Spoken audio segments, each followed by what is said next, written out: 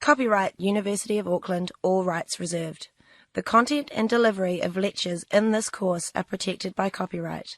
Material belonging to others may have been used in these lectures and copied by and solely for the educational purposes of the university under license. You may record the lectures for the purposes of private study or research, but you may not sell, alter, or further reproduce or distribute any part of these lectures to any other person.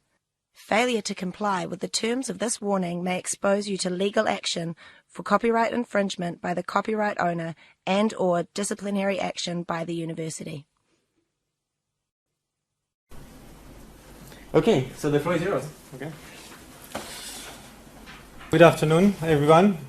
Thanks for coming by for the lunch presentation or afternoon presentation. So, as Jesse has mentioned, I just moved here more than 9 months or 10 months actually.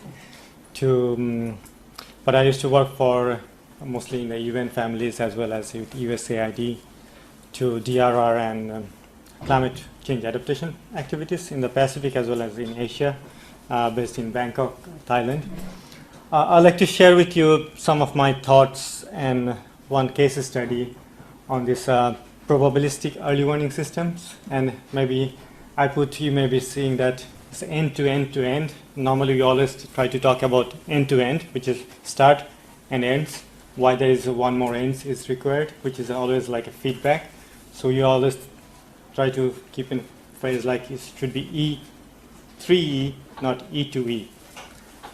And then how actually you could actually use some of this latest state-of-art science and research that you are doing in your academic area, how that could be integrated into an operational domain, which is like a Met Office or other civil defense authority works in each country, and how that could be actually integrated into your decision-making process, which is like a community at the end.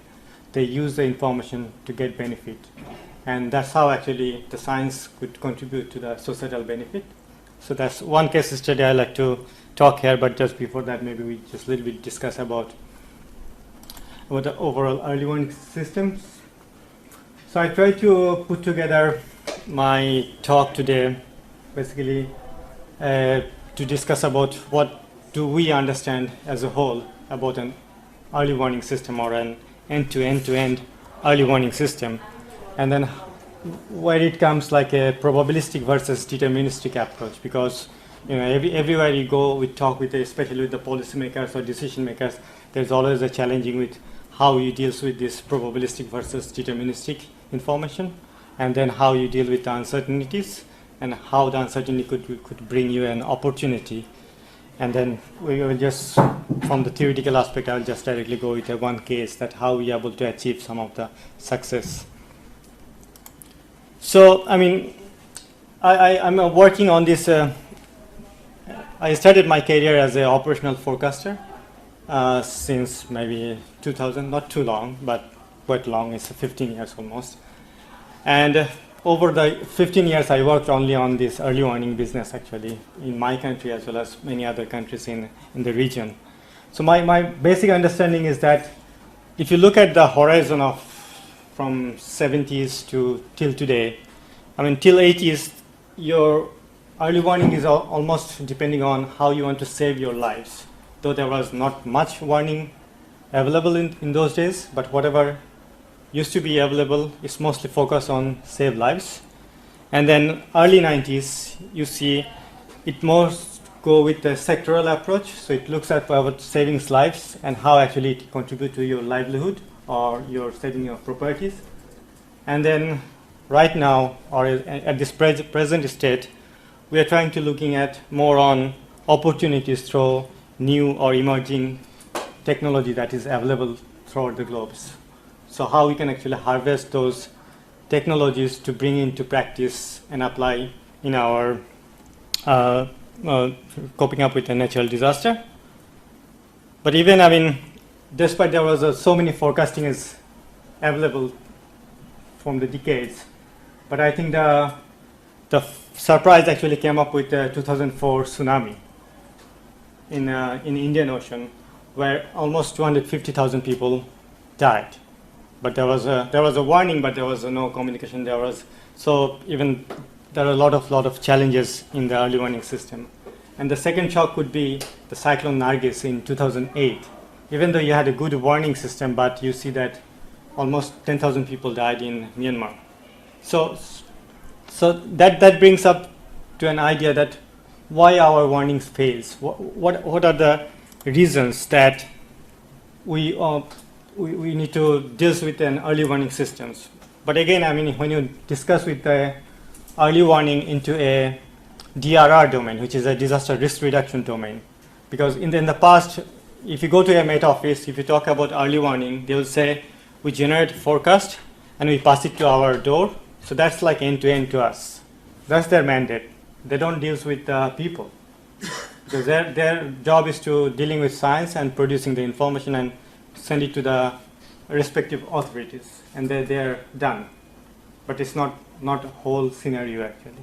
So if you look at the DRR domain, we always want to know how early is the early we are talking about. Is it 6 hours? Is it 1 hour? Is it 1 week or 1 day? And then what constitute to a warning systems? And then what is meant by a system when you are talking about early warning system?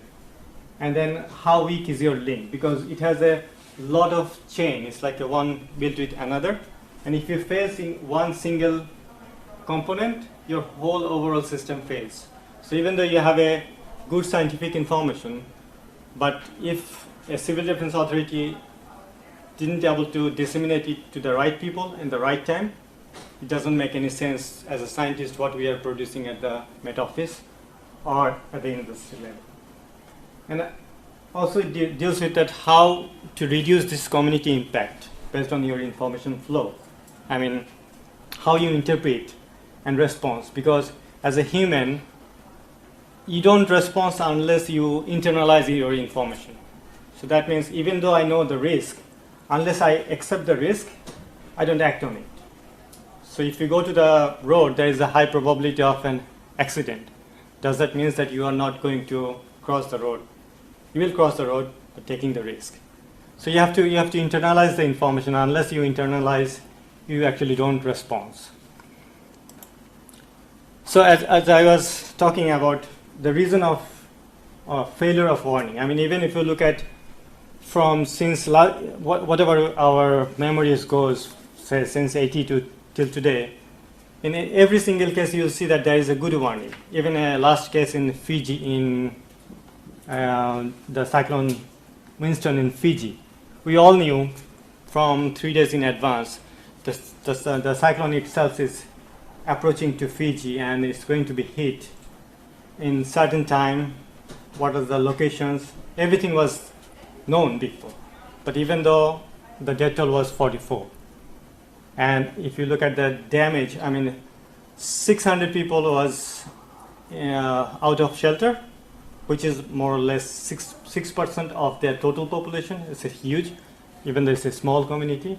And in terms of economic damage, it's still they're counting, but it's maybe more than 250 million they count up to date. But even if you look at a little bit past, say, Typhoon Haiyan in Philippines, we all knew 5 days in advance, because that's a very pretty standard cyclone itself.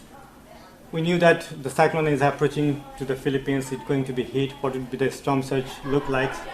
But even though you see the damage is more than, 10,000 people died. So what do you think, why our system fails? What is the major reason that it didn't work? Can anybody respond from the audience? Yes. And probably the people who are going to be affected, they don't understand what the warning is. Absolutely. So it's like an interpretation. They don't understand the meaning of science information or the forecast information. Any other thought? Well, with Fiji, it was coming in from a different direction than the cyclones when they come to the island that were warned. Normally don't get hit as badly as they were this time. They're like, oh yeah, there'll be a cyclone. And they were sort of ready, but not for the actual impact of this cyclone as opposed to ones that they've had before. Yeah. So they knew, but they are not ready for, or they didn't understand that what would be the magnitude would look like. And also there is not enough facilities to strong infrastructure probably. So what I summarize actually, there's three major reasons we can actually come up with our warning fails in every single case, or there was also some success. So one is warning not understood, as you said. I mean, people doesn't understand, or there is no warning itself, you can say. And then second could be warning understood. People understand, but they ignore because they never faced in their lifetime. So like in a cyclone Nargis, I was a forecaster from the regional office, and I sent out the forecast. But the people in their last 100 years memory, there was no cyclone hitting that particular area. So they ignore it, the total information. They said, okay, it can come, but it never damaging our home and property, so they ignore it. The third one is that no, people understand, they're not ignorant, they are quite realistic, but there is no response. That means you don't have enough infrastructure. So if you don't have a shelter, like in a cyclone case in Nargis or a cyclone in Winston, if you look at the infrastructure, there is not so much cyclone shelter. Even though the shelter they have identified from the government, those are like half of meter water when the cyclone hit in the country. So where they will go? And most of their house was blown out with 250 kilometer per hour wind speed. So even they doesn't understand how the wind speed could impact them. So this is the main three reasons that we always see the system fails. So I always say like an early warning is like a system of a system. If you say like DRR, disaster risk reduction, it's a domain and it's an overall system. So where you have all these four components: preparedness, response, recovery, mitigation, all sort of things. But even if you come to an early warning system, which goes mostly under the preparedness domain, but even if you look at inside of a overall early warning system, it's like a system of system. So if you don't follow all these components, it fails. And if one system fails, your whole this DRR system actually fails. So if I just summarize a component of an early warning system, it looks like a bit messy and very complex. It's not so easy actually. It's just not one-to-one. So it starts with a institutional arrangement, like mandate, who is going to provide what and who will do what. If you don't understand this kind of mechanism, the total system fails. The case for flood in 2011 in Thailand, you saw that was a massive flood. I mean, even though there was a good coordination at the institutional level, it could be flooding because there is no way you could actually protect the flood because the water, the excess rainfall was like 140%. So you have to have a flooding, but it could be reduced the magnitude. Like my house was completely flooded, and most of my friends was blaming me, a flood modeler never lives in a floodplain. So even though we didn't know that our area is a floodplain, because there was a risk assessment was totally wrong. And you saw also that how the insurance company has paid like 5 billion baht damage compensation because of their wrong assessment in that particular area. So that was a history, good history.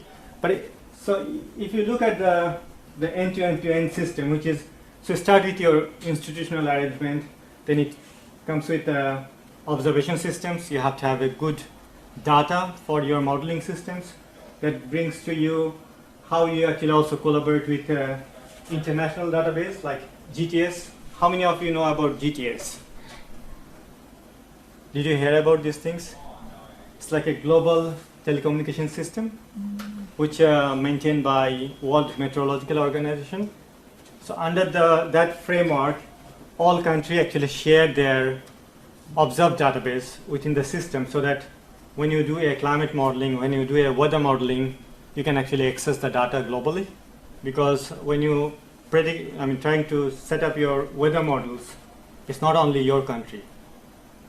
So you have to look at the region, you have to look at the outside of your boundaries and how you access those data. So that's the one mechanism that you can access the global database. And those are very important if you want to do either hydrological modeling or climate modeling or weather modeling, whatever modeling you want to do to predict your future scenarios. And then it comes with a hazard detection, warning, and product that you develop your bulletin. In most of the cases, we blame that the product that we developed, it doesn't understand, because if we write a gust wind is this much. So what does a gust wind means by a farmer who has no, who is illiterate basically. So you have to give them some understanding that how they could actually interpret those into a very simplistic way so that they can respond to that kind of information. And then how you disseminate and notification of the information, because you need to have a multiple and redundant system for your warning dissemination system. And then more complex is also within the community, that how they respond, because there are a lot of social, behavioral, and physical system integrated into the human things. So, yeah, and that's maybe the most complex part. And unless they respond properly, the whole effort from the backward is not working. And it needs to be also a feedback loop to the scientists so that they understand that how, whatever the information they have produced, how much people understand and how they respond to that particular information. So that's why I put one more end. So if you just summarize, I just put it into a more simplistic way here. So which is like an observation, data analysis, risk assessment, you're predicting, and then you warning formulation, and then dissemination and community response. But in each of these cases, there are a lot of gaps still remains in every country. Starting with a developed to a developing world, if you compare, you'll find there are always some gaps. And if you have a gaps, that's the big hole could create during the emergency situation. And that could fail your overall system itself. So I did a assessment 2 years back, mostly in the Asia and some part of Africa, that how actually the system's capability. So you can see that the red means it says zero capacity, that means they are very weak, and more green is like they are very strong. So you can see that in every country they have a maybe good observation system, data transmission, hydrological modeling capacity. Then they also integrate like numerical weather prediction, which is like a different weather scheme for 3 days to 7 days to 15 days. They try to integrate that to increase their forecasting period for different hazard. And then when it comes to the end, the capacity to generate tailor-made forecast, which we are always talking about, to interpret the science information to the local level use and how they respond, this is very weak. Even a country like China, if you look at China here, China is here. So you have a very good observation system, modeling system, but when it comes to the community level, this is pretty weak. I don't know how you pretend about the New Zealand, but probably if you come to here, you'll see maybe a yellow or a little bit greenish, but not fully, strong enough to integrate into the system. And if you have one weak link, your whole link is actually weak. So you cannot say that, okay, we can ensure that we have resilience at the end of the day. So part of it, I believe, is that because not tangible enough benefit beyond saving lives, which we don't understand very well yet. And also, we unwelcome early warning system could hurt potential development, that how actually we integrate the system within the different sectors, because each of these sectors has differential needs. If you go to the agriculture, they have a differential needs. If you go to the business community, they have a differential needs. If you go to the tourism, then they need to know different information. So how you actually customize the information to sectoral needs. And also, not much incentive into this particular sector that could work on this to regain the situation, and also fading the memories, because we always forget. If something happened today, after 10 years, we actually, not even 10 years, after 5 years, we don't remember what happened actually. So it gives us like a new shock. We always say it's a big surprise. wake-up call, something like that. You always come up with a new catchy words.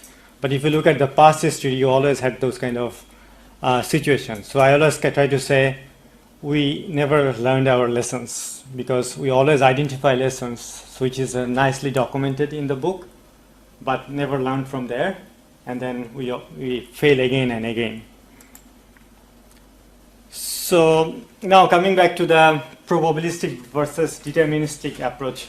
Anyone like to share what do you understand by a probability or a deterministic things? Any idea? So in a sense, like a deterministic, which is you know the end result. So everything is determined.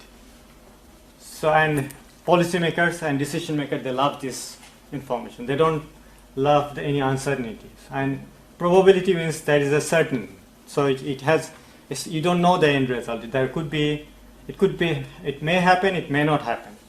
So that means if I say that, okay, I can give you an information which is a 60% probability.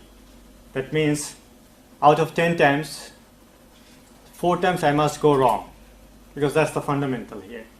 And these 4 times could be happen beginning of 4 out of 10, or it could be consecutive, one another. So think of that in a user perspective. As a user, if I tell you first 4 times all wrong information, how you built a trust on me? You will absolutely completely say, I don't trust you anymore. But if you are successful on your probability that, okay, first 2 times you are right, third times you are wrong, there is a chance of win-win situation.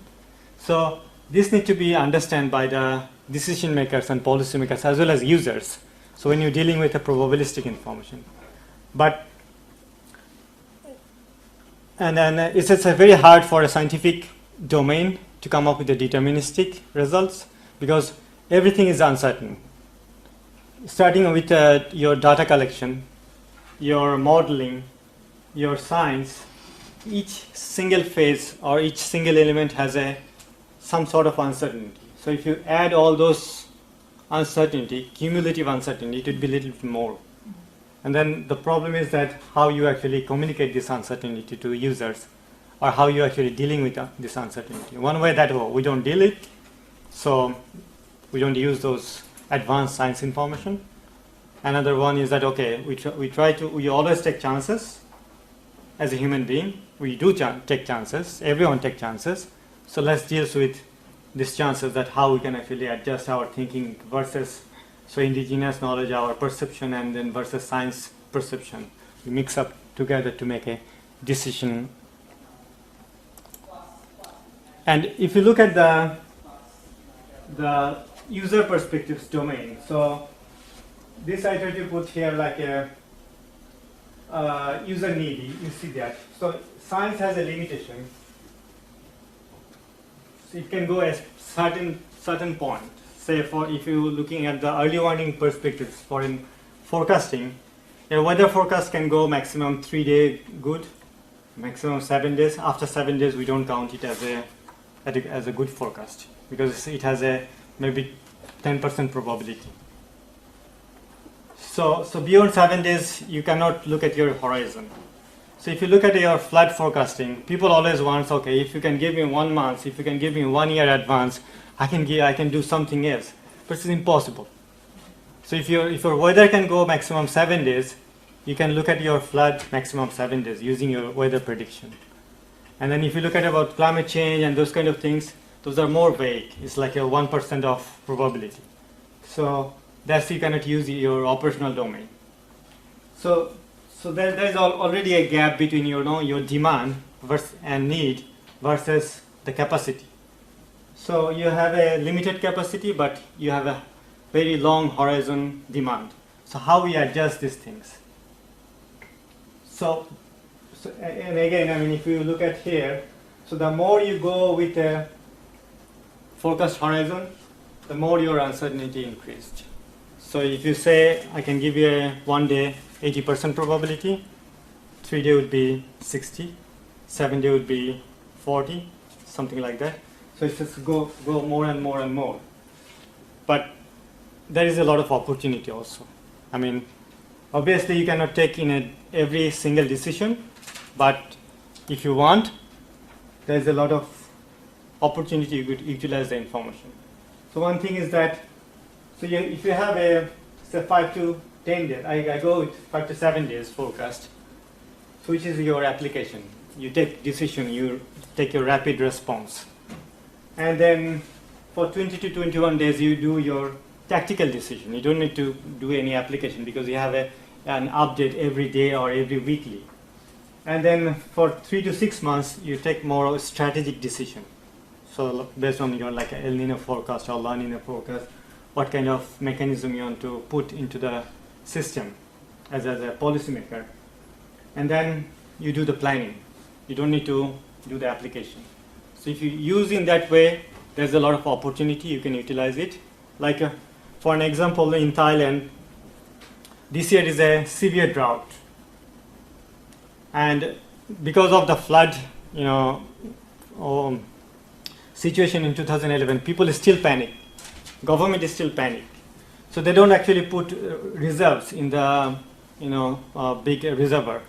They don't put so the reservoir is like in a critical stage at this moment. And with their projection, they saw that they couldn't able to actually provide the sufficient water even for the water festival that is coming up in next month, which is in April. They do in a new year. It's like a water festival. So they play with water.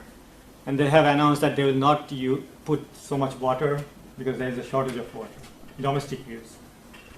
But this information actually they could knew at the beginning of the year that this is an El Nino year and they are going to have a serious shortage of water. But there was no, action has been taken, no decision has been made by the government at the policy level, and now you are facing those consequences. Similarly, a flood-prone country like Bangladesh, whenever they see there is a high probability of flooding, they try to ensure that they have a sufficient food security, which is important for a country. So they try to order like a rice from other country to stock their warehouse because they knew that there will be a lot of damage due to flooding. So that kind of strategic decision you could make actually based on your little bit longer horizon prediction. And I try to put together this the recent one because everyone may be watching the tropical cyclone Winston. So this was like on 19th, we predict using an ensemble forecast of ECMWF that how the cyclone look like. This is an observed track. You can see from the cyclone Winston observed maximum wave height and then the track. So here you saw that there is a lot of possibility. See, and it has a different direction, and this is like a 3-day in advance. So even though we don't know that where exactly it's going to hit, but we know that it's coming. We know its magnitude, and we could take a lot of preparation if we could do that because 3 days fair enough to taking advanced decision to evacuation and other things. And also this is, I think, on 21st that how the next look like, where it's going, because when it's go from tropical cyclone to again it's going to reduce its energy. Model doesn't show very well behavior, so that's why you see the very scattered line. But if you look at the probability distribution, so when you see that something has a higher probability of 70%, so that has a more chances for hitting us or happening in this situation. And in a real world, I did a small track error analysis for last 10 years. And you can see that a maximum band, when you go for a long horizon forecast, which is like 120 hours, the landfall could make almost 200 kilometers. So how it interpret to you? So if you know that a cyclone that could be hit and your domain is actually 200 kilometers. So that means you have to actually evacuate all 200 kilometer people. But if you know that your domain is only 10 kilometer, as a disaster manager, it's quite easy for you to evacuate 5 kilometer band of people. So 120 hours, you know the band, and then if you look at 24 or 48 hours, which is almost 50 kilometers. So you can actually, as a disaster manager, you could actually easily evacuate an island, which is pretty possible because 24 hours to 48 hours is quite enough lead time to make evacuation process and saving your life. So if you understand the systems, if you understand the likelihood, and if you understand the consequences, it's pretty easy actually to work on such kind of forecast information rather than not to rely upon it. I mean, many cases people say, okay, this is very complex, I don't know where it's going to be hit. Sometimes, okay, the forecast also showing it's coming to the New Zealand, someone telling, well, it's going to the Brisbane. But, you know, if you really look at into in a deep look with multiple ensembles, and then you can actually able to see how it going to behave and a little bit closer look. Similarly, this is one of the case for Hurricane Sandy. So when you have these are called like an ensemble, like a one model, and there could be several ensemble could be come up with different perspectives. One could be happen with you use like 5 different models. So you maybe have, say, if you are familiar with the hydrological model, maybe you use HMS, you use Mike, you use Delphius and others hydrological models. So you set 1, 2, 3, 5 models and you see the 5 results. Another option is that you use one single model, but you use different boundary condition. So that means you change your initial condition and boundary condition, and you see the changes, what could be happen. So once you see all those ensembles, and if you just try to put it into a probability distribution function, and then if you try to do some error correction, you can actually easily predict how, or at least a 60 to 50% probabilistic way to see that what is the horizon look like next 3 to 5 days, or at least 3 to 4 days in advance for cyclone. Any questions before I go to the case study? So I just like to translate all these things, how actually we set it up into one single case, because the policymakers like to see the numbers, which is economic value, because if you spend $1 million to setting up a flood models, obviously the second question would become, I spent $1 million to set up this early warning systems. How much actually we are getting benefit from there? If it didn't bring any benefit, why should we have those systems in place? Questions, comments, or too boring? We put the room until 2 p.m. so we can have plenty of questions and answers afterwards if you prefer the option.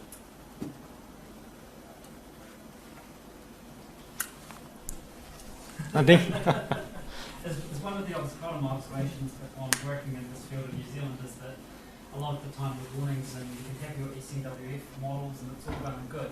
You can have your cones of uncertainty and everything, but ultimately those forecasts are never linked to impact, and that's the key thing for communities to understand. You can tell them that Auckland might have 140 kilometre winds coming from one direction, but that means nothing to them unless you can actually relate that to impact. So impact-based forecasts are actually probably the most important thing, actually understanding the vulnerability of communities' infrastructure and the ability to translate that information into impacts. Yeah, that's very important. I mean, as I said, that you don't internalize the information unless you realize it. And one of the good way is to tell them what could be the impact, and also what could be the response they could take, so that actually they can use those information into decision making. The same thing just I will show in the Bangladesh case, that how we set up a impact based forecast information. So I don't know whether many of you know about Bangladesh. It's a very small country. It's a delta in Southeast Asia, and it has a maximum elevation is 6 to 7 meters, which is a very flat land actually, and 68 to 70% is actually vulnerable to flood. So even though in a normal year it goes under flooding, in normal monsoon 60% goes under water. So this is a good place to test any guinea pig. So they're like a guinea pig for us, for model tester. So all these big models like Sobek, Mike, Ripson, many of these models actually first tested in Bangladesh because of availability of flooding. Because if you don't see a flood in next 5 years, you cannot prolong your project more than 5 years. So if you have heavier flooding, you can actually test and you can actually calibrate and update your models. So same case here. So after 1998 flood, there was some funding we got from USAID to see that how a probabilistic ensemble forecast could be utilized for this country, and we choose Bangladesh. And also there is a big rivers, which the rivers has a discharge like 150 cubic meter. So 150,000 cubic meters. So it's just a huge, massive rivers, look like a sea. You can see from one side to another. So we put as a first case here, and also there is a lot of challenges with neighboring country on data sharing, because India doesn't share the data with this country. So even though if they could have a upstream data from China and India, if you use the celerity function to the travel time, you could easily get 5 days in advance forecast. But once you don't have a upstream database, it's very hard to know that what it would look like, and it's just a controlled. So we try to see that a regional level, that how a numerical weather prediction, like using a weather prediction, how you can actually translate into a rainfall runoff model for the country, and how you can increase the lead time. So the objective was for this project actually to increase the lead time, that how we can actually increase the lead time from 1 day to 10 days, and then how we could actually interpret this probabilistic forecast or ensemble forecast into decision making for the users, because different sectors need more longer lead time. So what we did here, we use several models here. One, I don't go detail on this modeling system, which is you have in a hydrological, you have a lump model where you try to put everything as a lump. You have a distributed model, you have a semi-distributed model, so many kinds. So here we try to use several models. One is a lump model, one is a semi-distributed. So we divided catchment into a grid, and then we also use some multi-model ensembles, so which integrate several models into one to calibrate and validate. And then for the getting the regional database, like from India and China, we use like a satellite database, like NOAA and NASA satellite information. And then we also utilize the European Center for Medium Range Weather Forecast. So they give quite a little bit high resolution rainfall forecast up to 15 days, which has around 16 kilometer by 16 kilometer grid resolution, and another one is a 50 kilometer by 50 kilometer grid resolution. So use those all information together to see that how we can actually generate a long lead flood forecasting scheme.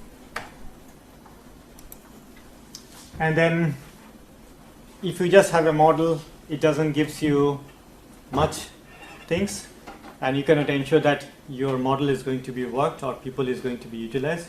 So you have to understand the community level vulnerability and risk, that how much risk they have. So we try to use a small models which is developed by Hayes. You try to scope out your risk, you characterize your risk, and then you try to evaluate based on your risk management. And that could gives you an idea that how the impact would look like, and then what kind of response mechanism you could set up. But there are thousands of risk models available globally. You can use any, depending on your needs and your criteria that fulfill within the risk models. And so what I did, we actually first went to the, before setting up a model, we went to the community. And then we sit with them on a different livelihood people. So farmers, household, fishermen, civil defense people, and disaster management officials, and try to understand what kind of decision they actually took during a flooding. What is the critical parameter they have to consider, and what is the lead time they are actually looking for. So these are some of the critical information they provided us, that okay, the farmers, if they could have a 10 days warning, they could actually harvest easily some of their crops which is in the harvesting stage, or some of the crops which is in the planting stage, they could actually wait for 1 more week so that they don't lose their seed bed. If you lose your seed bed, you lose actually your whole season. And then also, if you need to take a decision about crop selection, cropping pattern, because there are so many varieties nowadays, salt tolerant, water tolerant, many things. So for that kind of decision, they need a seasonal kind of things, so which is a 6 months or 3 months at least. The household people, which is mostly, we discussed with the women folks, and so they said, okay, they need 10 days, even though they may don't need 10 days, but they express that they need 10 days to, storage food, safe drinking water, all sort of things. The fishermen, they need to put either net, because those are not a sea, those are a river, so sweet water fish, and they do a lot of culture fish. So either they have to, catch all the fish, or they need to put some protection so that it doesn't, flooded during the flood. So they need at least 1 week time frame. And similarly for civil defense, they need to mobilize the resources, water, foods. They need to understand the need assessment in the community level, risk and resources. So they need at least 5 to 10 days period of time. So that actually gives us an idea that how we could actually increase a lead time forecast for 10 days. And even though it's very hard for a scientific point of view, even if you go for a small river, you'll see it's absolutely impossible for 10 days forecast. But a big river, a little bit possible, like a Brahmaputra or Mekong, it's just quite little bit easier than a small catchment. And this is a forecast look like. So we use like a 51 ensembles to develop a probabilistic forecast. And you can see this red, these are all my 51 ensembles. This is my danger level, the black dot. And the black dot here, this is my observed. So if you look at 8 days, 10 days, 9 days, and 7 days, so if you look at the trend, it's actually going to match us in every single day we able to produce a forecast. But maybe the amount is a little bit wrong. So as a user perspective, what information you are looking for? If you are living in a floodplain, I need to know 3 fundamental information.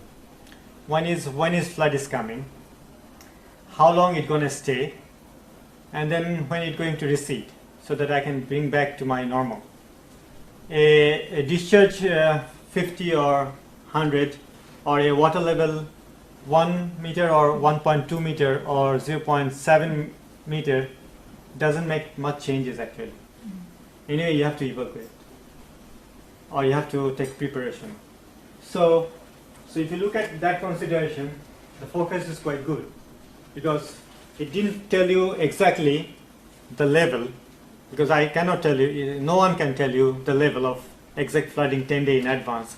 One day I can do that, but 10 days, impossible. And then what we try to do, a probability of danger level crossing threshold. So you can see that in each case, and this is interesting also, that in the country they get flooded actually 2 times. So one is like in the month of June, and then again at the end of the monsoon, which is October to November area. And then in each case, you see the danger level probability is almost 90% above. So we test these models. This project took me more than 12 years, to be frank. I was associating with these models, this project, more than 12 years. But normally a project, if you see funded by a donor, not goes more than 4 years, or maximum 3 years, or maximum 5 years. So it's just beyond the horizon. You have to look at it, because you need to test unless you go to the community, because you cannot make it operational unless you ensure that model is performing very well. So we use like 4 years or 5 years just for testing, hindcasting the past event, that how reliable the model shows accuracy, and then whether you should go or should not go. If something damage happens, who will take the responsibility? So there are a lot of tension between the government, policymakers, the warning providers, that whether they should give this information to public or not, so, or experimental kind of things. So once we tested several cases, like last 15, 20 scenarios, we come up with a conclusion that, okay, the model is very stable and it could provide some good information. And then we got some funding to test in some pilot location that how these people could actually accept this kind of information. So we come up with a conclusion that when your model provide a more than 70% probability, you can actually go ahead with disseminating to the information to the public, and it's obviously certain that it's going to be happening. But as I said, 70%, that means 3 times you must go wrong out of 10 times. So we try to discuss with the community people that, hey, I can give you information 10 days in advance, but it's a 70%. That means out of 7 times I tell you, next 10 days, 3 days I must go wrong. And the response I got from some old people in the community that only God can tell the truth, right. And they take chances based on their perception, their indigenous knowledge. They look at the water temperature, and based on that they start making their decision. So they say there is no harm to getting a new information, because they could always validate their information with scientific information. If that don't match with their perception and our perception, then it comes to a conflict and indecision. But if it both match together, it married very well actually. So that's how we try to provide the information. And this is a validation of the forecast. You see that, as I said, that we need only 3 fundamental information: when the flood is coming, the number of days. So you see the flood onset start going to the peak, and this red, all the red is like 100% probability of flood happening, and then when it's going to be green, it's like a recession, flood recession. So you know that flood recession, you know the flood onset, and you know the duration. So that's quite enough to making a decision for different sector at the community level. And even though we try to look at the number of times that we give a right forecast and wrong forecast, so which means the probability of detection, true alarm. So if I say yes, it's yes. If I say it's no, it's no. So which is a relative operating curve. So if all goes in this side, which is like you are true. So you see this, the probability of detection is true alarm, and this is your false alarm. So even though there is some false alarm, but most of the cases it draw a true alarms. So that gives us a lot of confidence, to go to the community. And then we started, disseminating using a local telecom provider, because we got some free SMS under their social and corporate responsibility, like 2,000 users. But interesting thing is that when we started on the first year, the subscriber was not even 20%. Nobody wants to get the information into their mobile, because they said, because those days, it's like in 2004, 2005, when you send the forecast, you don't have those smartphones. So you have a small Nokia normal phone, and if you receive more than 10 or 12 SMS, it gets jammed. You have to delete everything to get your memory clear. So after getting some certain information, they said, we don't want your information. Because, it's a year one, they don't have any good connection with you, reliability, trust, and they don't also want to use the information what they received.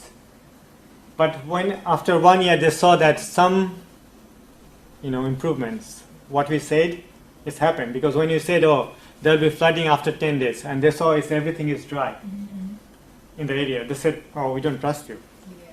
But when they saw really flooding, the second year subscriber was like more than 80%, because they start believing in the system. But there is also a lot of complaint. You know, some people say, oh, I listened to you and I put my books on the floor and then it's flooded. You see? But the good thing is that, you know, the time it goes, people start trusting on it. But again, here it comes, like, you have to be clear that your first few years you are giving a right forecast. If I'm on the first 3 years on the wrong forecast side, I'm gone. This is not going to happen a success story anymore.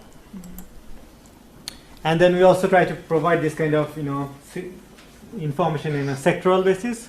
The major focus was agriculture, because the country is more agro-dominant, and the major damage happened in the agriculture area.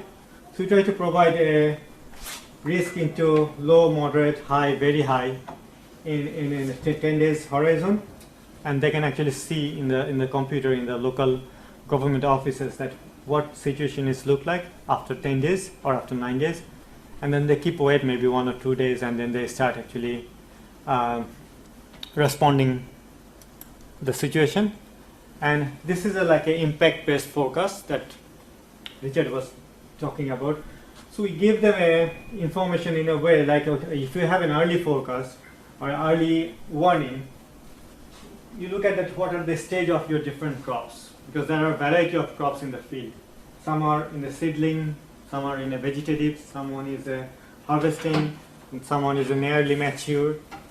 And then what kind of impact it could happen if you have a flood in, say, 15th of May. And then when you are looking for a forecast, how long you are looking for a forecast horizon, and what are the alternatives you can actually do, or what decision you have to take. So we give this kind of training to all these farmers in like a farmer's field school. We call it like a climate field school kind of stuff.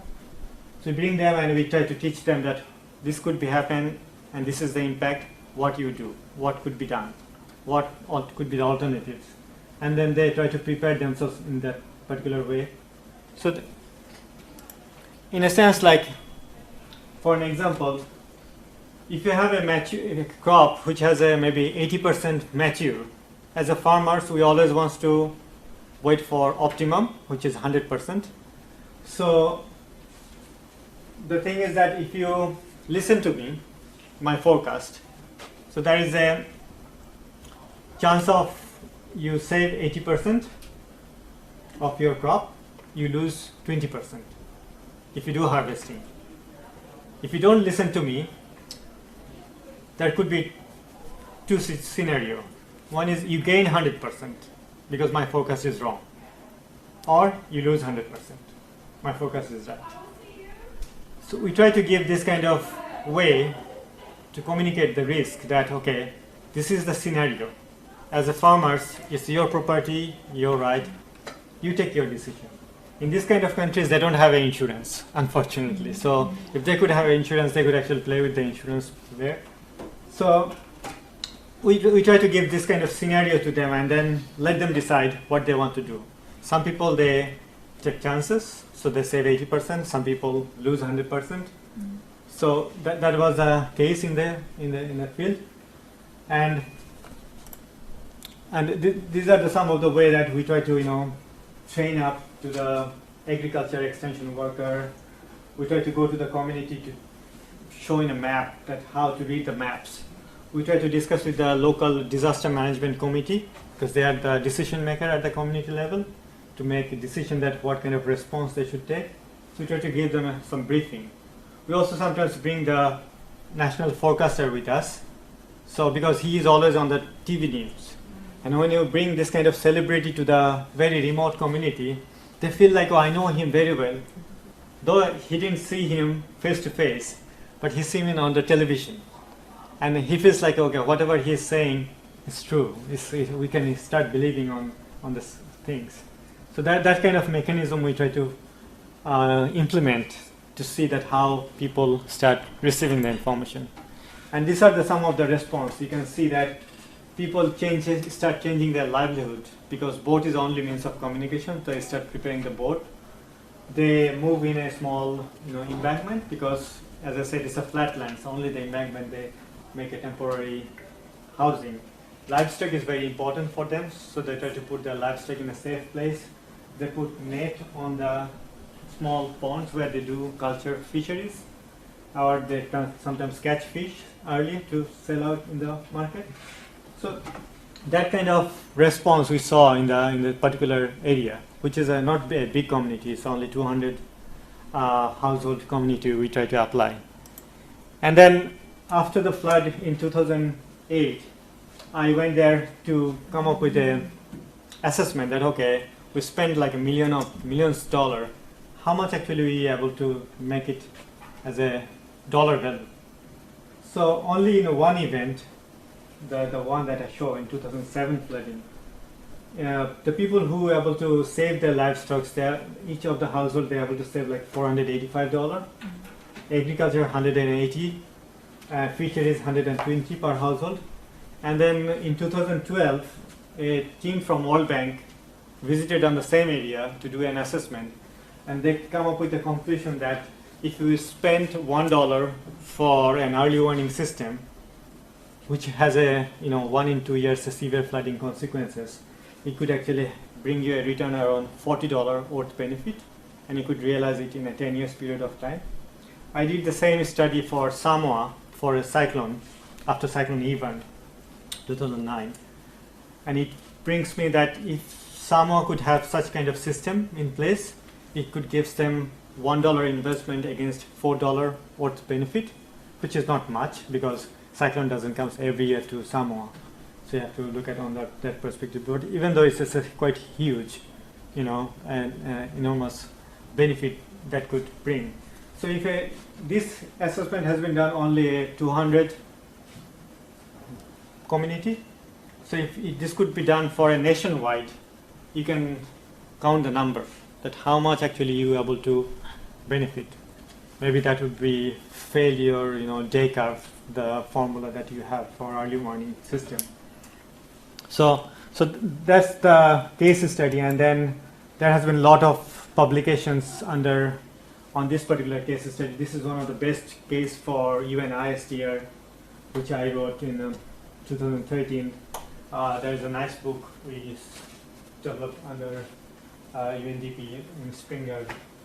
Also, many of other cases that you will find on early warning system. It's a good one if you read that one. Or if you do research, this is a good book for doing research. And also, this is one of the recent publications in the International Journal for Disaster Risk, published I think last year December, on the benefit that we are able to get using a probabilistic forecast. So that's basically the end of my talk. If you have any questions, we have still 1 hour. Yeah, thanks so much, Bapon, for that. It's great, fascinating discussion. Any comments, questions, worries? You have something? Yeah. Yeah, I do have like a bit of a question. I remember in 2011 during the Tohoku earthquake and tsunami, there was this a lot of people there. They of course they always experience a lot of earthquakes, and each time they always get tsunami warnings. So what happened during that time was that they got the tsunami warning, and most of the elder residents, they did not believe the tsunami warning because they've had a lot of earthquakes before, but never a tsunami. So I was just wondering how could we possibly address that mindset? Mm-hmm. Well, that's always challenging for I think every single case, because as I said that once your memory faded or you never expected in your lifetime or even in your earlier generation, it's hard to believe that this could be happening. It's like for myself, because I'm not ignorant, I understand the problems, even though my house was completely flooded in 2011. And then my prediction was the water level could be a maximum 1.5 meter. And then what I tried to move some of my furniture from from the ground floor to the upstairs, and then many of the things we couldn't be able to relocate, so we put in top of a dining table. So from the ground level, my house plinth level is 1 meter, and then from my plinth level, a dining table is another 1 meter. So I said, okay, those would be safe, like a microwave, other important things. And then we immediately rescue. But the flood water was actually more than 2 meters. And it stayed more than 2 months. So all the furniture, those IKEA furniture, it's actually melted. It's completely melted. So when we entered in the house after 3 months, so I saw my refrigerator was in the drawing room, and then my table was like flipped down because everything melted, the woods, and everything damaged. And then we are like a homeless more than 6 months. So that's the case of myself. I mean, even though I knew that a flood is coming, but after flood, the way I realized the situation or how I feel now, because I never faced that kind of flooding in my lifetime. So I believe, it's coming, but I never understand the consequence of what can be happen, how much I could be impacted, what is the scenario. So that's hard. So only the motivation could help, and the way you could actually motivate people. But it's really hard to give them a belief, especially to the old people. Yes, please. Do you have any examples of people who benefited from lessons of others and haven't had to go through the experiences to have a really good preventable outcome? The one that I show for the Bangladesh case, as I said, that the first year, as I said, only 20% people believed on the system. But when they saw that something what we told, it's happened really, and you see the jump from the believers from 20 to 70%. So that was a big change, changing the culture, changing the mindset, that they start believing on the long-lived flood forecasting system.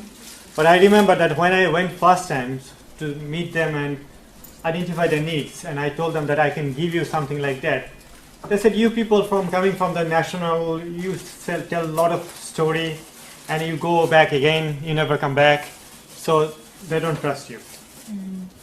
But once you are able to show something, a value addition, that is important. So if you are able to show something which is really meaning to them, and it brings something value addition, maybe not in the beginning year, but on the consecutive year, you will be able to see the changes. But this again relies like if you have a cyclone once in a 50 years time, so you realize, but after 50 years, if you don't memorize those things, you forgot again. So that's again the challenge, and how you deal with social and behavioral science. That's a big domain, which nothing I do have expertise. Yes, please. It's related to the question, and I like when you mentioned the word trust. Because how do you build the trust in terms of, communicating risk is one thing, but building trust, you would, understand the risk, the knowledge of it, the importance of it, but the trust. So, two questions: how long do you think? What are the channels? Is it when I saw the pictures, you actually went to them and talked to them face to face? Is it that kind of interaction helped?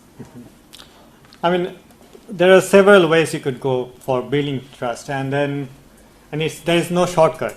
It's just an evolving process, I always say.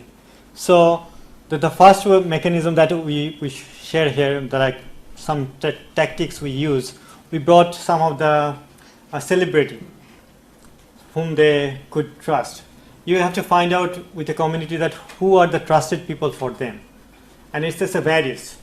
Like a country like Bangladesh, if you go there, people trust a local Muslim mosque, the head, instead of a local government people. They never trust government people.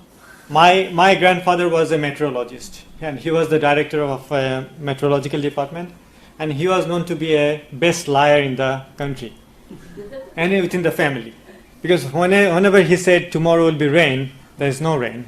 It's totally dry. And when he says it's dry, it says start raining. So now I understand that how difficult it was those days for them to predict. But even though till today, even in a weather like Auckland, it's hard to predict. Yeah? You see something on the app, it happened totally completely different. So it's very, very difficult to bringing those kind of things. But again, I mean, you have to first identify who are the major agent, whom people trust. Other people trust the civil defense people trust the local head, people trust the mayor. So you approach to him to talking to them, and that will bring some trust among the community. But if you bring someone who is not at all trusty to the community, it's very hard to bring or penetrate in that particular society. Yeah, I've got two related questions actually. The first is about your list of reasons for the failure of early warning systems. Could there be a fourth one? Of course. Which could be that those in need actually never received the warning signal. Okay, yeah. Which would be on top of the Yeah, the so list. that means that there is no warning. Or at least no warning reaching those in need, which Yeah. is different. Yeah, Which is the last mile issue that, Yeah. I mean, the weakest link to the last mile. absolutely. In a top-down kind of approach to warning. Yeah, that could be the first one. If you don't have, you have no information, basically. And my second question based on that is related to local knowledge. You touched upon that at some point. How could we sort of encourage early warning systems in a more integrative fashion? So with some sort of top-down kind of system, a kind of chain of command from the med service to the government to the people. But as well, a sort of bottom-up, integrated approach through local knowledge and early warning signals from the community, quote marks. Yeah, I mean, I agree with you that I also add one more component here, which is like you are looking at the vertical only, top down and bottom up, but also there is a horizontal as well. So how you actually mix all into together, and it's a quite complex environment because you need a physical scientist here who rarely actually understand the social science, and you need to have a good social scientist, which is a bottom up, who rarely wants to collaborate on physical science. It's even an issue for social scientists. Because local knowledge is often intangible. Yeah, so how do you make that knowledge tangible for scientists at large to actually trust? Yeah, so you see that it's a need to have a big harmonization between this physical scientist, social scientist, and a communicator. So which is like always we say, provider versus users. So the providers are more on like a physical scientist, and users I could say like a social scientist and the community itself. That how you understand each other's needs and how you actually incorporate those needs into action. And you'll not see many people actually working in the bridging areas, that who has a strong domain in the physical scientist, and also he has a strong domain in the social scientist. So you'll not find many people in this in globally itself, and that's maybe one of the reasons that the system doesn't work very well. And even if you look at the information flow channel, you'll see there's a two-directional flow. It's like a push and pull when the disaster strike. So if it strike today, right after that you'll see there is a push and pull information, like a government sending information, and then online community people like Facebook, Twitter, they're also pushing information. So it's just wide, going very widely. But look at the pre-disaster phase. How much early warning actually we do push and pull. It's more on like a push from one push because it's only med service who provide some sort of information, but it's not goes in that larger domain that need to be done, goes especially in the during and post. And then there is a lot of publication also in that particular domain, that how they interact each other, what kind of phenomena need to be worked together. So it's in essence, I mean, it's a very complex environment, but it's not doable. I mean, it's possible to enhance that particular areas once we have some willingness to work together. As long as we understand each other's needs and problems, we could actually customize and try to incorporate. And if I cannot incorporate, I could tell frankly that this is my limit. I cannot go beyond that because science has its own limit, and you cannot go further. You cannot push from there. And as a user, you have to understand that things that okay, I can get up to this level. I cannot get this one. So whatever I have to do deals with, I have to deal with up to this information. So if you both understand in this particular domain, it's quite easy. But in most of the cases, it never works. Any single disaster, on the next day morning, if you open the newspaper, you see some failure story. You'll see people are complaining that, okay, there is a warning failure because people doesn't understand. It didn't reach to the last mile, or there was a communication broke. There was no mobile technology. So these are common phenomena, common problems we see all the times. And it's not like right now. I can show you a newspaper from 1975 or 1875 Hawaii. Tsunami, first tsunami. Right after that, they come up with a conclusion, oh, the communication broken, the people doesn't understand the system, early warning system. So all sort of things. And in 20th century, we are talking about the same things. So as a scientist, it's just so frustrating for us because we are talking the same thing again and again, but we are not able to solve those problems. But in a sense, it could be minimized, it could be solved. I don't see any problems to making that happen, but it's not at that stage. So now it's really less. If you are a social scientist in the room, how much you are willing to cope up with physical science information. If you are willing, you'll be able to do very good in your career. And actually, they're doing very well. I mean, I saw many social scientists or anthropologists who now just working with us to understand the future climate modeling phenomena, how it works, what are the uncertainty, what are the challenges, and then they try to interpret into a very nice way how it could be deals with. Often the issue is to actually find the space. Yeah. To actually open the dialogue. Yeah. Whether it's through tools, whether it's through something else, which actually facilitates the dialogue. Yeah. Yeah, we try to facilitate from UNDP, especially in the Asian countries. I try to set up like in Vietnam, Philippines, Cambodia, India, and Nepal. We called it like a climate forum, or which changed the name based on the country demand. Somewhere we called it climate field school. Somewhere in Bangladesh we said it Monsoon Forum. In Vietnam it's a climate forum.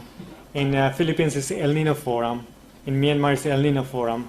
So where we try to bring this user and provider into one common platform to share what the need as a user and as a provider, what is the season look like and how much you can actually provide based on the needs.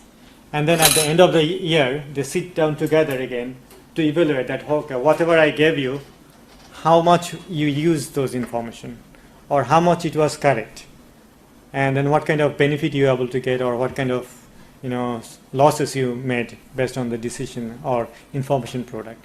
So that reduces some kind of tension between these two, and that gives a lot of opportunity to interact, this social scientist and physical scientist in one common platform.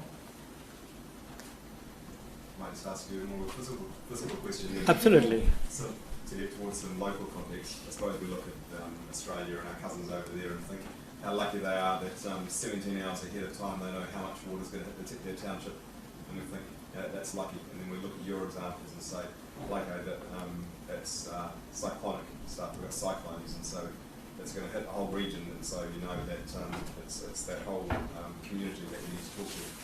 But then coming to Auckland or New Zealand, you think, well, most of our extreme events to the rainfall aren't caused by cyclones. And so it's going to be part of our community that we need to talk to. rather than the whole community. Absolutely. And then we're in a much more difficult situation in that we were talking before about getting it right, and the number of times you get it wrong, the number of times you get it right. So it's all kind of very necessary. How do you see translating what you've done into that more New Zealand context, whether it's down by the Grey River or whether it's in the Auckland context? I mean, as similar could, I mean, maybe a 10-day focus is not a good example for a New Zealand case because we have a very small river basin and it doesn't impact on that particular. But for a extreme weather event kind of things, which brings you a lot of rainfall and maybe a flash flooding kind of situation, there we could have had a lot of opportunity to utilize some of the state-of-art models that exist. Not only one like SMWF, you could use many others like NCEP and other GFS initial condition to see the situation that bringing to our territory, and then how much is the probability on that particular event that could brings is the chances, and then we could actually start dialogue. I mean, even if you look at hindcast for last 20 or 30 events that haven't happened, say for an example of Wellington, which goes flooding is a common. So a case study for Wellington could be easily possible to predict at least 6 hours to 12 hours ahead of forecast, and based on that, what kind of impact it could happen and what kind of response they could take. At least their car should not be flying in the water.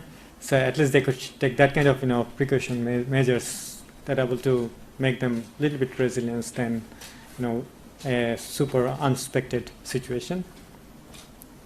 I think the physical side of things changes your approach to it. I think the broad approach is about right, but if you're looking at Auckland, for example, it's not a large river that's going to burst its banks and flood a city, so that's more of that emphasis on understanding what rainfall is going to occur and when and how much certainty that you've got on that. Yeah, and then agree with all the other comments about the hard bits with the community. You haven't mentioned the Queensland floods here. The community were told what level the floods were going to get to. They were told to go and look at their local hole, and it was going to be above the level of the previous highest floods, and but then they walked back around the corner to their house and didn't quite know whether they walk up the hill or downhill or whether they should do anything. Yeah. So you think on the surface of that everything was done correctly. They still got trouble. Yep. So just on that, because at the start you were talking about fatalities and reflecting on that being a failure of the warning system. Do you think fatalities is a good measure? We mentioned 44 deaths in Cyclone Winston. We're going to have ancillary deaths anyway. If you have a large event, a disaster is called a disaster, that's why it's called that. So you would expect a number of deaths from bits of wood flying through people's houses and the like. But you mentioned specifically that 44 deaths was a failure of the system. Do you think that's a good measure, or do you have to look at more comprehensively? You have to look always more comprehensively. I mean, if a death toll is always important because obviously you maybe measures in a comprehensive way or with your asset value, like a damage, the total damage, as well as the people who lost their houses and then homeless, those kind of situation. But I put a death toll is always which you cannot compensate with any kind of measures. So if you could at least award them, you could save lives. Property would be damaged anyway because you cannot save property for a big flooding or a big cyclone, and we cannot actually control on that particular things in a short time period. But in a point of early warning systems, I think that if you could actually save at least one people's lives, that's a huge achievement for the overall system perspectives. So that's why I put an emphasis that if you could actually reduce the number of death toll, like even for a Bangladesh case, said 1991, 100,000 people died. A same magnitude cyclone happened in 2010, which is Cyclone Cedar. 10,000 people dead. So the government came up with a big flash news that we are more resilient because the death toll has been dramatically reduced from 100,000 to 10,000. But 10,000 is a 10,000. That's a huge lot of people dead. One people dead is a death. So I mean, how you compare that things in terms of your achievements towards a good system. So because my question is going to be as well, the information that you're disseminating to your communities in Bangladesh, what with that information was it, yes, it's going to flood, and no, it's not going to flood? Because for individual households, it would be distinctly different, and that's what we see, warning in Auckland with localised flash flooding. You can tell a community that it's going to flood, but I think a metre and a half of water to someone's house is very different to 10 Oh, absolutely. around their house. Absolutely. So I mean, as we worked in a small community, it was easy for us actually to distinguish the level of risk that I show you in a map. It's a high, moderate, low, very high. And then we actually did a household survey and put a sticker in every household that what is the level of risk they are. So if I say that, okay, you are going to be having a 1 meter flooding, we say a number, amount, but it's not maybe the exact. Is that okay? The water would be 1 meter, but when you say that one, you can actually relate with 1 meter at the river, what would be the risk at your household level. So whether you are if you are in a green stickered zone, that means you don't have to evacuate. But if you're in a yellow and red, you have to evacuate. Those kind of situations. So we are able to distinguish into different level of risk, but not in a. I put in that's why like a low, moderate, high, not into number. So if you say, okay, we say always like a water level would be 0.7 to 1.2. So we put a band, and within that band, you see the forecast. It actually matches within the band areas, and then you able to put your risk profile within the band area, and that people can able to respond. I just have one more question. Yes, please. You mentioned some synergies between once you've got an early warning system in place and you've got a resilient community, you have to undertake comprehensive disaster risk reduction initiatives to actually have a resilient community. Putting in an early warning system is not going to solve it. No. So in terms of liaising with local government authorities on actually moving people or not building in these sorts of areas, or putting in community network initiatives to ensure that other people are communicating, was that part of this program, or did you just focus on early warning system? No, we just focus on early warning system because that's a huge domain actually. If you look at the overall community resilience perspectives, because it's not only early warning or not only a DRR, but also many other systems inbuilt, their livelihood, their land use, their economy, all sort of things interrelated. And we didn't go into that bigger domain. Just we try to focus on an early warning system and how much it brought to the benefit to the community aspect, but not the whole domain. Following on this question, were the people, the locals, only relying upon your signal for knowing about the threat, or did you set up some local kind of warning devices like the usual bamboo pole in the river with tricolor scheme and those kind of things? So based on your assessment of the probability. Yeah. So what we did under this one, we channel because nobody from the private could send out a forecast. It's not the mandate of any country. Only the legal mandate authority. So for Auckland, maybe Civil Defence Authority or Met Office, they are the authorized people. So we didn't forecast anything to the public.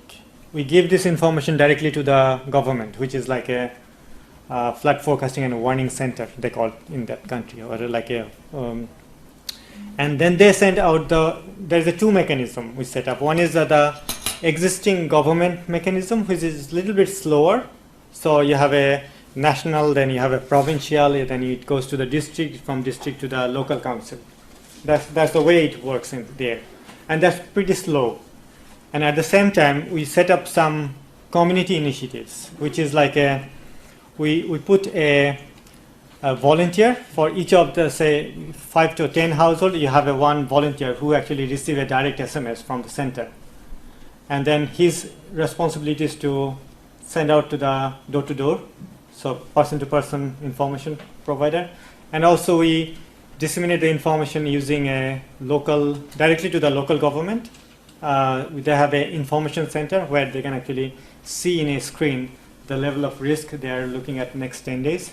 And we always encourage people to look at it the first day and 2 day, because you may don't need a 10 days in advance. So you observe the situation 1 day, 2 day, 3 day, and then when you see a consistency, you start responding to the situation. So everything goes through government, but additionally for this particular case, we set up some local volunteers to make it a more comprehensive as well as sensitized to the local community people. I've got one more for the Yep. Did the mobile phone system work? I've got my own experience with that, which is very bad. In Samoa, in 2011, September, when there was an earthquake in Tonga, so I was in the hotel in Apia and didn't know, and it shook. I mean, we felt the earthquake. Get out of the room, and then the room next door was a family from American Samoa who had lost someone in the tsunami 2009. So we decided to move up in the hill, and there were only a few of us. So we decided to come back. And then, at the time, I had a SIM card from Digicel, so I was a subscriber to the local provider. And I got to know a week afterwards that the government actually issued a message, a watch, through the mobile phone telling people not to move. I never received the message. Someone from the government office who actually sent the message in the first place sent it to me while she was sitting next to me at 10 p.m. one night. I received the message the following morning, 7:30. So the system totally failed in terms of, I mean, I'm not sure if it's the network, if it's the provider, if it's the signal. I'm not sure. Right? It failed. I totally agree with you. That's why I said that you have to have a multiple and redundant system in place. For a flooding, because it's a little bit slow onset, river flooding, flash flood may be more quick inset. So your mobile system more or less works. It doesn't hamper much on a case of flooding. But for cyclone and tsunami, you cannot guarantee on mobile communication, especially for cyclone. Because when you have a high wind, some of your tower goes blown up. Then also, not only for that, you get congestion between in the lines, because so many people wants to call at the same time and your system fails. So I would always recommend that you should have a multiple communication systems. For cyclone, we have a different system. We use like a VHF and HF communication, which is more reliable during the high wind velocity. And also some other local indigenous, they try to put bamboo stick, bales, many more options. So use as much as system you have in place, utilize every single possible means of communication. One system is not a good system, or one system is not a reliable system for warning dissemination. Do you get any feedback on what's happening in Nepal at the moment, which seems to be the big thing? The community-based flood warning system they've set up with mobile phone providers and Practical Action and a few other partners. Seems to be the big thing at the moment in South Asia. Yeah, I mean, this is working actually quite well. I mean, because they are looking at more on low onset kind of, not the rapid onset disaster kind of situation, and then they try to provide every day-to-day basis weather information. So weather forecast you send out by email. They also set up some sort of like a push and pull services. So you have a call center. So if you call, and then you can know about the weather, that what is the weather look like for next 3 days to 7 days. So that kind of mechanism they try to establish at the community level using a mobile broadcasting, and with some interpretation. So it's not like directly science information, because it has only 144 character SMS. So they interpret these things so okay, you have more water, you have less water, you may have a flooding, or they put plus 3 cents. In different countries, I saw different kind of mechanism they started. But telecom sector is now really active for some of this emergency communication stuff through ITU supported.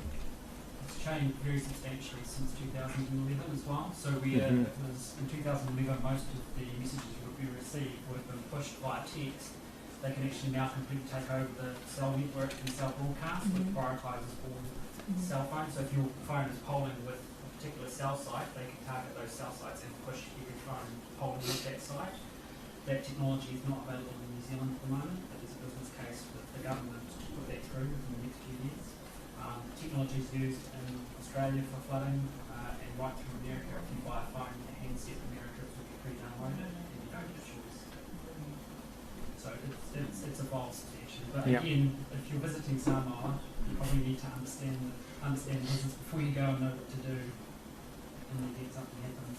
It's kind of if you're travelling, it's really up to yourself to understand where you're going rather than relying on a phone network to receive all of them. Yeah. Even, I mean, we set up this siren tower for tsunami for, say, Thailand.